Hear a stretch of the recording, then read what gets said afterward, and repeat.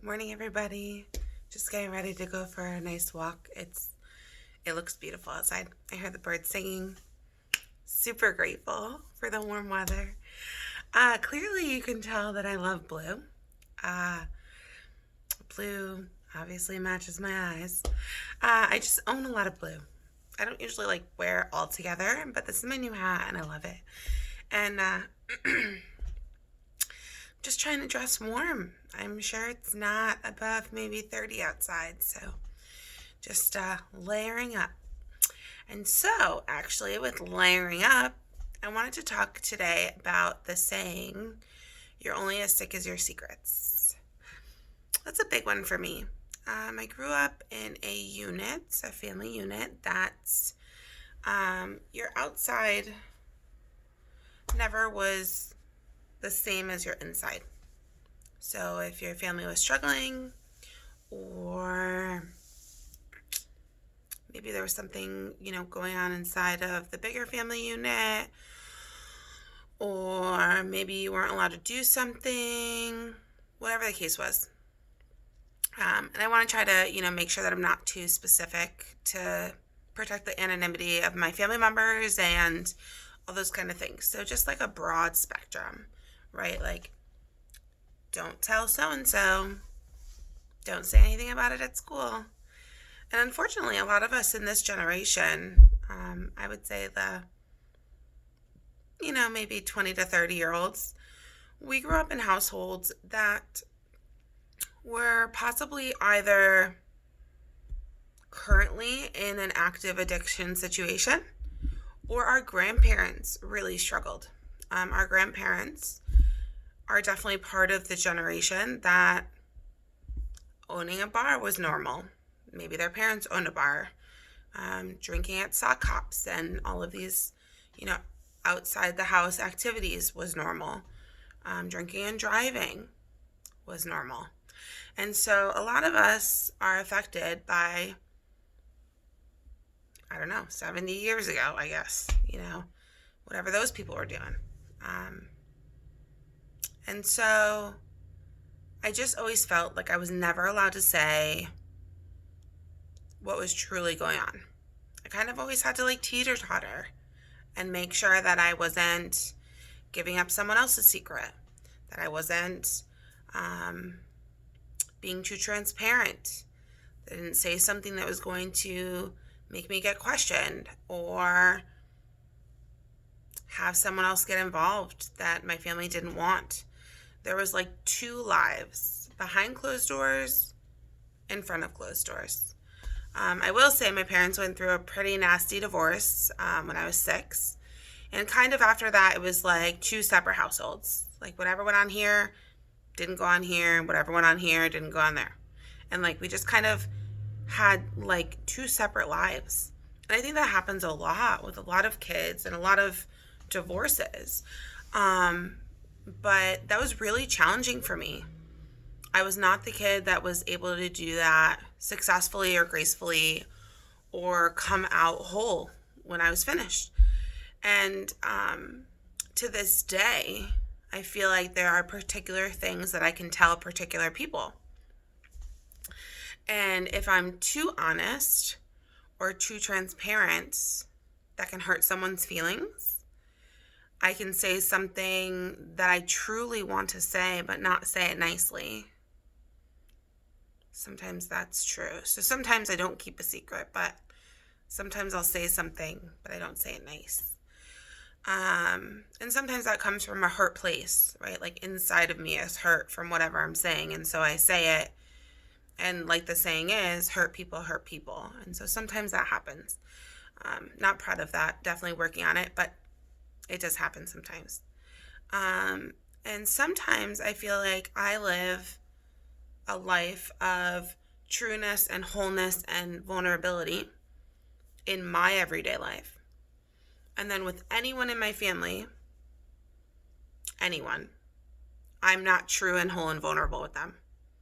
Because honestly, I'm not 100% sure that they can handle my vulnerability, or they don't participate in my life enough for me to be comfortable being vulnerable. And so I've worked through all of these things in myself to be vulnerable and transparent. And then I'm living kind of an inauthentic life when I'm around my family. So a lot of times I find myself quiet, centered, sitting back, and not really truly sharing because they don't understand, right? Like if I say at my family dinner table, oh yeah, for the past 2 months I've meditated every morning, they're going to go, what? Why? Why do you do that? What's the purpose? Why are you wasting your time? You watch the sunset every morning? Why are you doing that? And so I do want to show you my little sunset, or my sunrise, I guess. Let's see. I want to show you my sunset. That's good. The sunrise. It's the morning time. And, I kind of come into situations where, like, who I am doesn't mesh with the people that are in my life. So while I've conversed about a lot of my secrets from being a child or a teenager or choices that I've made in my lifetime that were not the best, and I've worked through therapy, I actually have a different program that I participate in, and I've done all of these things to make myself happy and whole and safe and secure. And then I go from like here, I hop into a different role when I participate with my family. And I'm happy and jolly and boisterous and outgoing and nothing's wrong. And I'm great. Everything is perfect. It's all great. And it's kind of like, putting on this facade to participate in that old role, whatever I used to do then. And then, boop, I jump back out. I come home, take off the face shield, and I'm who I am. And so I'm trying to find a balance with that. Because even though I've worked through all these secrets and all these things that have happened in my life, and I've been super transparent and communicative with the people in my life that are there to help me, it's almost as if I'm creating new secrets. If I'm talking to someone, I don't tell my family. And I feel like a lot of us do that, right? Like, oh, let's wait and see how it goes. Let's see, Like, that's normal. But I mean, a good majority of people that I have dated and participated in life with, my family has never met.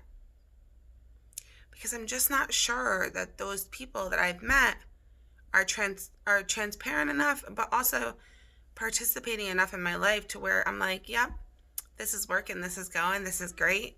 Let me introduce you to my family.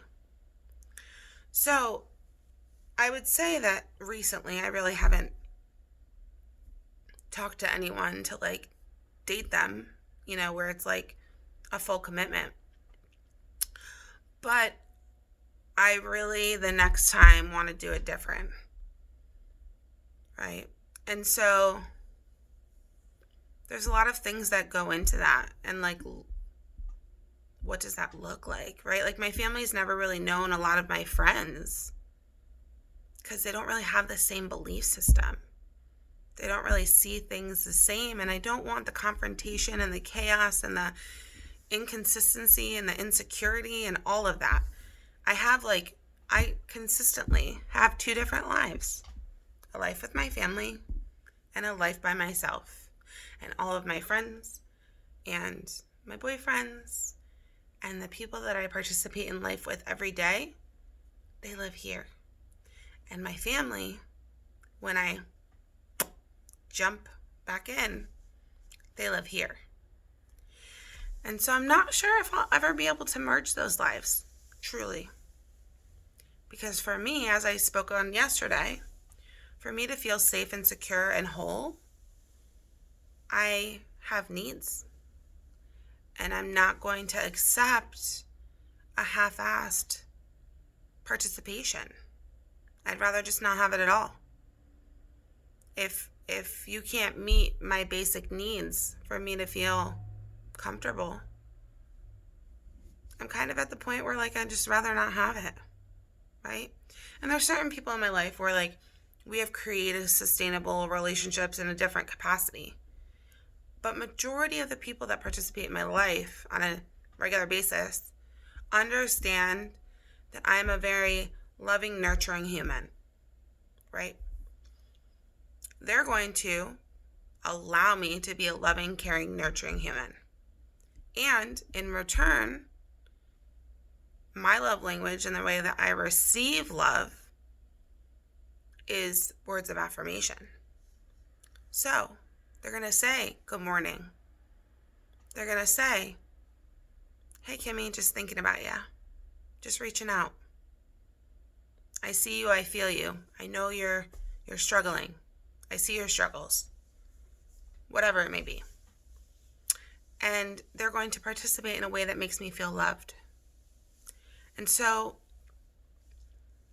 I'm navigating that, right? Like I've always kind of thought like, oh, that person is your blood. You have to have a relationship with them. Maybe not. Maybe you have an artificial relationship where there's not transparency and vulnerability. Maybe that person can't do that. Maybe they don't know how to be transparent and vulnerable.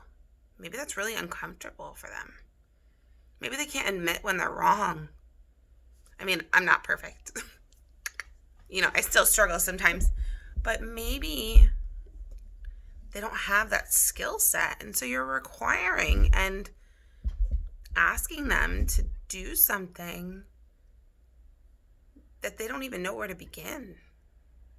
And if you try to facilitate their conversation, maybe that makes them really uncomfortable and then they don't want to even discuss it. So, maybe they've never assessed that portion of their life or themselves. Is it your job to teach them, to enforce that, to recreate that, to help them rebuild themselves if they're not interested? Nope, it's not. It's not my job. They have their own higher power. Their higher power will take care of them in whatever way they need to. They'll get whatever message they need to when they need to.